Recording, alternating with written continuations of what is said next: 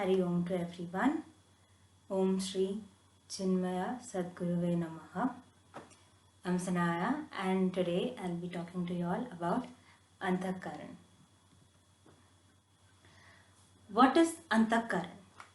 Antahkarana is derived from the Sanskrit terms Anta, which means inner or more intimate, and the word Karana, which means cause or sense organ.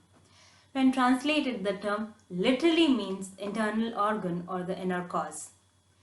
Antahkarana is the four-tiered inner instrument of consciousness which we most generically call the mind. Antahkarana refers to the four functions of mind together, which is manas, chitta, ahamkara and buddhi. The inner instrument also includes the 10 senses, which is hearing, seeing, feeling, tasting, smelling, speaking, grasping, moving, procreating and eliminating. Manas, that is the mind, buddhi, that is the intellect, ahamkara, that is the ego, and chitta, which is the memory, are only functional aspects of Antahkarana. It is important to note that each one of these functions are just thoughts, but based on their functional differences, they are known with different names. These four functions of the mind are described in the Upanishads as being like a wheel with four spokes. The center of the hub never moves, which is the higher self on which the wheel of the mind seems to rotate. Thus, the self seems to rotate in illusionary manifestation through the four functions of the mind. Let us now look into each one of these functionalities.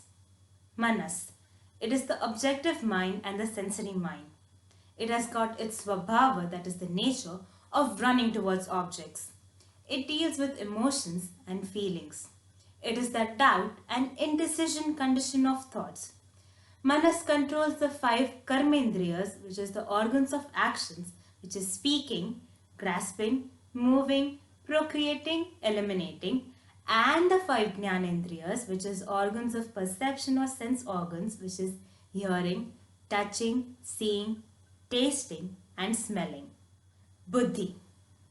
It is the intellect or the subjective mind.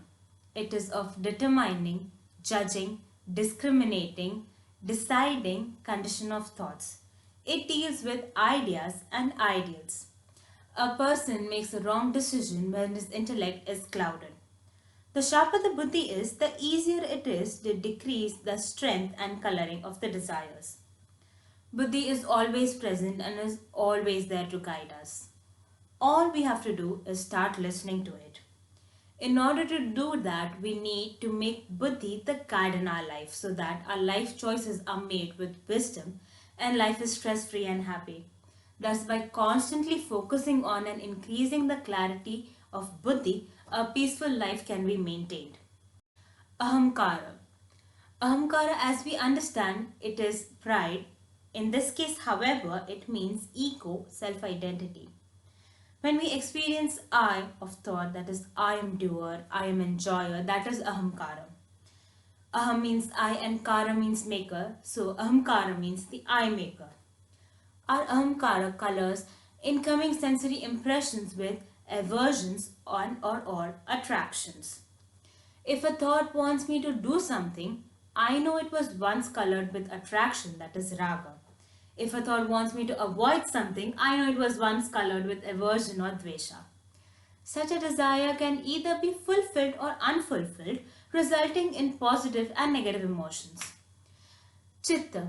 It is the memory, that is the storehouse of all informations. It is the unconscious storehouse of all samskaras, which is the impression of each individual experience. Its function is smriti or memory. It guides the buddhi with past data to arrive at a particular decision. Ahamkara labels these impressions with I like or I don't like, me or mine. Once these sensory impressions are colored by Ahamkara, it is called a samskara, which is a latent desire. Everything is stored within Chitta, all your habits, desires, attractions, aversions, memories and identities. Right now, only a part of Chitta is within your conscious awareness. Most of it is stored in the unconscious part of Chitta active unconsciousness and latent unconsciousness as dormant seeds. Now let us see how all of these function together. Let's say you're walking down an alley. You see a fruit shop with a variety of fruits beautifully arranged. A particular fruit catches your eye. Let's say a dragon fruit. The eyes perceive the shape of the fruit, the color of the fruit. The nose perceives the distinguishable smell of the fruit. The skin perceives the touch and feel. All this information is passed on from the sensory perceptions to Manas. Manas is not really sure what to do with this fruit in your hand. It consults the determinative faculty, your Buddhi. Assume you've never seen a dragon fruit before, but yes, your friend did tell you or you did read it in a book. Your Buddhi looks up this information in the Chitta and tells you that it is a fruit, that you're hungry and you can eat it. You taste it. It tastes sweet and juicy. The information is all getting recorded in your Chitta again. A whole lot of information of just this fruit, that's the shape, color, the touch, smell, the taste is all stored in the Chitta. You can't really forget the Ahamkara, can you? Ahamkara comes rushing in. It asserts you that it absolutely loves the taste of the dragon fruit. It further tells you that you should really be coming to this shop and buying dragon fruits on a regular basis. A dragon fruit samskara is formed in your Chitta. This samskara pops up in your mind voluntarily at any later point of time or when you see the fruit again. This is true for all the knowledge that we gather in the Antahkarana from perceptions, observations, inferences, etc.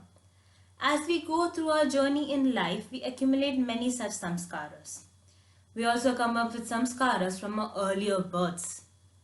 Vedanta tells us that we should work towards building up good samskaras through the course of our life's journey. Though our ultimate goal or purushartha is to be a samskara-free and become a Jeevanmukta, a person of realization, we can start our journey by building good samskaras first.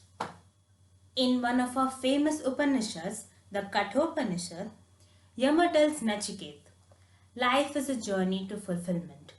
Every human being has been properly equipped for this journey. What do you want for a journey? You want a chariot, you want horses, you want reins, you want a driver. You can then have a beautiful journey. Nature has given you all of these equipments. Your body is the chariot. Your sensory system are the horses which are full of energy. To control the horses is the manas which acts as the reins. The reins are held by the charioteer which is your buddhi. Yama then warns us that if this journey is to take place, take us to our destination, then let the journey not be controlled by sensory perceptions, your sensual desires and your sensual indulgences. The journey must be controlled by Buddhi. Buddhi should be able to control and direct the chariot and the journey. The manas should rein in the horses or the sensory perceptions to ensure they go in the right direction.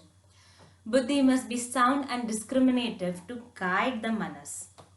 You would not want to entrust your journey into the hands of a drunken charioteer, would you? Then your journey would be quite messy and it might likely end up in an accident. Buddhi can be trained to be sound and discriminative by working on building good samskaras. Work towards building good samskaras by making sure you have a disciplined lifestyle.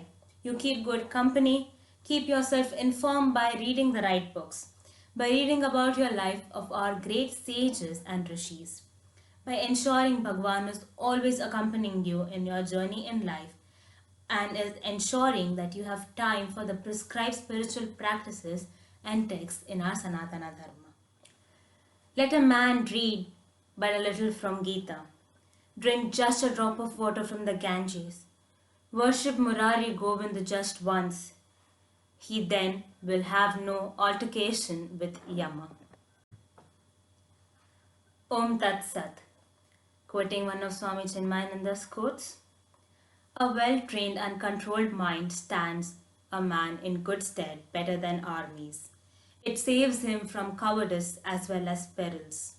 Mind at rest is the temple of joy. So long as it is gurgling with its desires, passions, and attachments on its stormy surface, the signature of joy gets ruffled out.